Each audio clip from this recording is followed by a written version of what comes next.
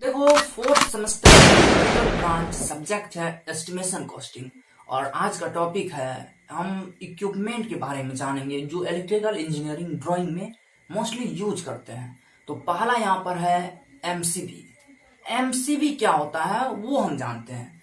तो डेफिनेशन में लिखा गया है it is a device which makes and breaks the circuit under fault as well as normal condition। मतलब ये एक उपकरण है, इतना हम समझ गए। It is a device which makes and breaks the circuit, जो makes मतलब बनाना और breaks मतलब तोड़ना या बिगाड़ना, जो बनाता भी है बिगाड़ता भी है सर्किट को। कौन कंडीशन में? Under fault as well as normal condition. अब देखो, मेक्स और ब्रेक्स का यहाँ कॉन्सेप्ट हम क्लियर कर लेते हैं। तो मेक्स मतलब होता है कि हम जब सर्किट से करंट फ्लो हो रहा है, मतलब वो सर्किट बना हुआ है पूरी, ये नहीं बोलते हैं कि इस कंडीशन में सर्किट नहीं बनेगा। तो सर्किट अगर कंप्लीट है तो उसको बोलते हैं मेक्स। अगर वहीं पर कहीं हम फॉल्ट कर दिया, सर्किट मेरा ब्रेक कर गया, तो उसको बोलते हैं ब्रेक्स। अब देखो, it can be operated manually under normal condition and automatically under fault condition. तो यहां पर बोला गया है कि it can be operated manually. Manually मतलब होता है हाथ से। तो अब यहां यूज कैसे करेंगे वो देखिए। बोलता है कि मैनुअली अंडर नॉर्मल कंडीशन।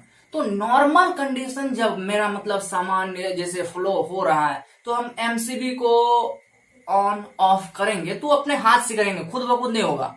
लेकिन कंडीशन ये है, यहां पर बोलता है ऑटोमेटिकली अंडर फॉल्ट कंडीशन।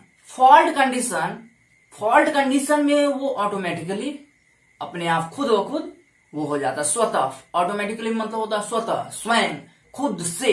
तो खुद से वो फॉल्ट कंडीशन में ऑपरेट होगा अपने आप। देखो, एमसीबी अगर आप नहीं देखे हैं तो ये रहा एमसीबी, ये रहा एमसीबी। तो अब नेक्स्ट चलते हैं। नेक्स्ट में यहां लिखा गया होगा फ्यूज का definition. It is a device which carries rated current through it full finite time.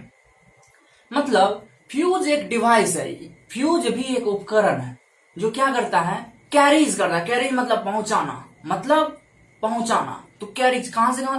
तो रेटेड करंट मतलब अभी जितना वर्तमान में करंट फ्लो हो रहा है वो करंट। रेटेड करंट मतलब जो करंट अभी फ्लो हो रहा है इन प्रेजेंट टाइम, वो करंट पहुंचाता है सर्किट को through it full finite value. मतलब इसके फुल फिनाइट वैल्यू मतलब जब तक टाइम, जितना फुल टाइम कहने का मतलब अनंत समय तक।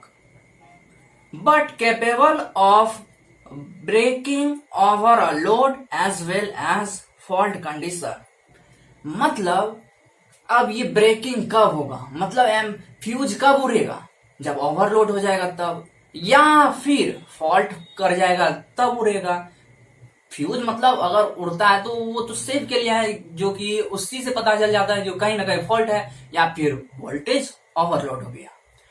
तो फ्यूज देखिए, फ्यूज अभी ये रहा फ्यूज। तो ये फ्यूज का अभी कुछ फिगर दिखाए हम। उसके बाद अब नेक्स्ट लिखा होगा स्विच का।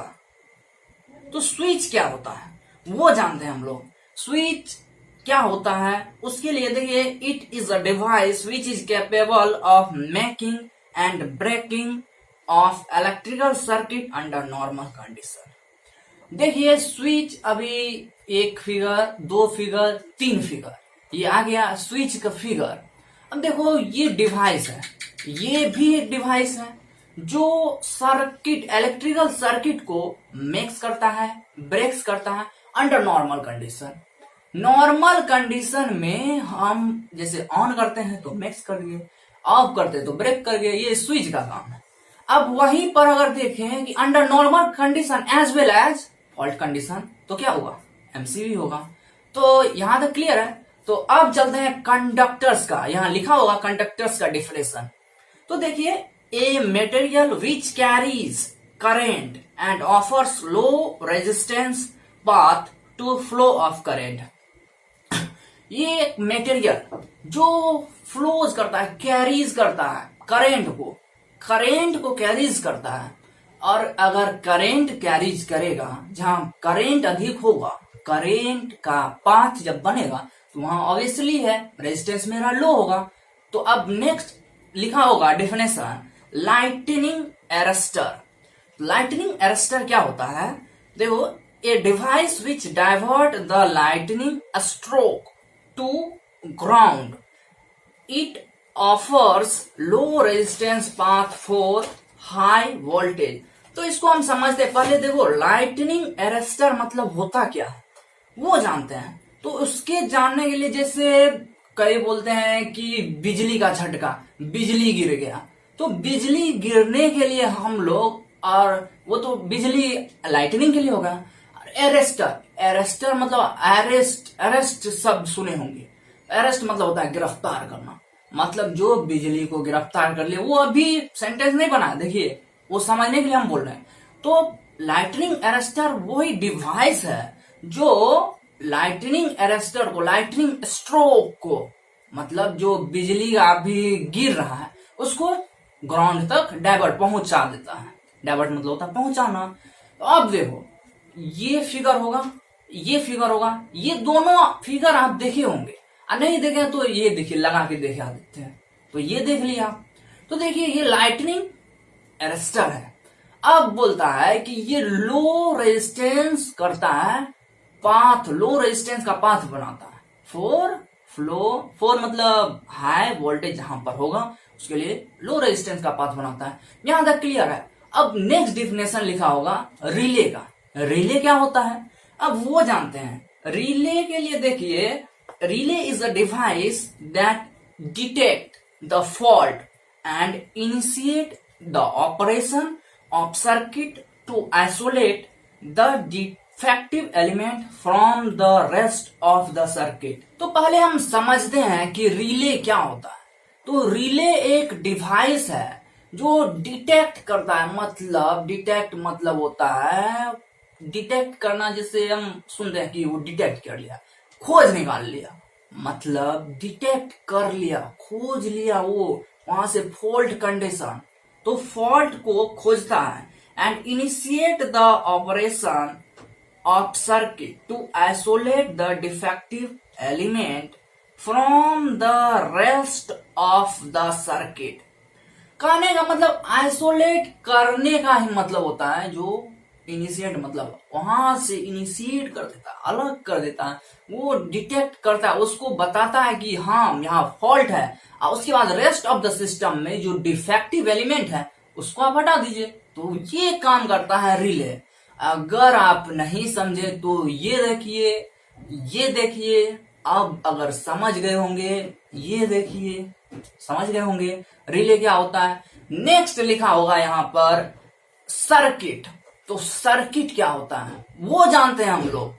तो circuit an arrangement of conductor and electrical apparatus in such a way that it causes a closed path to flow of current। तो ये एक अरेंजमेंट ऑफ कंडक्टर, मतलब कंडक्टर का अरेंजमेंट है। और किसका है? Electrical apparatus. इलेक्ट्रिकल अपैरेटस कहने का मतलब कोई भी इलेक्ट्रिकल अपैरेटस जो वस्तु उपयोग में आता है।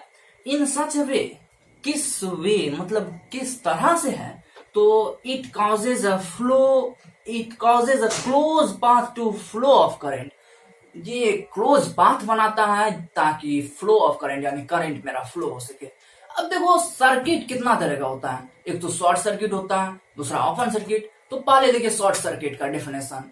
तो शॉर्ट सर्किट हम यहाँ पर बस कुछ लिखा रहे हैं जो कि आपको मतलब यूज है, इसलिए उससे तो ज्यादा आप जानते होंगे। जैसे शॉर्ट सर्किट कहने का मतलब यहाँ पर वोल्टेज मेरा क्या होगा, रेजिस्टेंस मेरा क्या होगा, करंट मेरा क्या होगा, तो वो जानते हैं हम लोग। तो short circuit the path of current having zero resistance. Zero resistance यहां पर होता है शॉर्ट सर्किट में। अब देखो ओपन सर्किट का डेफिनेशन लिखा होगा। तो ओपन सर्किट में इनफाइनाइट रेजिस्टेंस होगा। क्यों? क्योंकि करंट तो फ्लो होगा नहीं। और शॉर्ट सर्किट में होता है, तो शॉर्ट सर्किट में रेजिस्टेंस मेरा 0 होगा। अब नेक्स्ट डेफिनेशन लिखा होगा फॉल्ट का। फॉल्ट क्या होता है वो देखिए अब। तो fault it is abnormal condition. देखो एबनॉर्मल कंडीशन क्या होता है वो पहले जानिए। इट इज एबनॉर्मल कंडीशन, ये हम समझ गए कि ये एक एबनॉर्मल कंडीशन है। लेकिन एबनॉर्मल कंडीशन क्या है? एबनॉर्मल कंडीशन मतलब जो कंडीशन जैसे अभी नॉर्मल है, एब लगा दी, ए बी लगा दी तो एबनॉर्मल हो गया।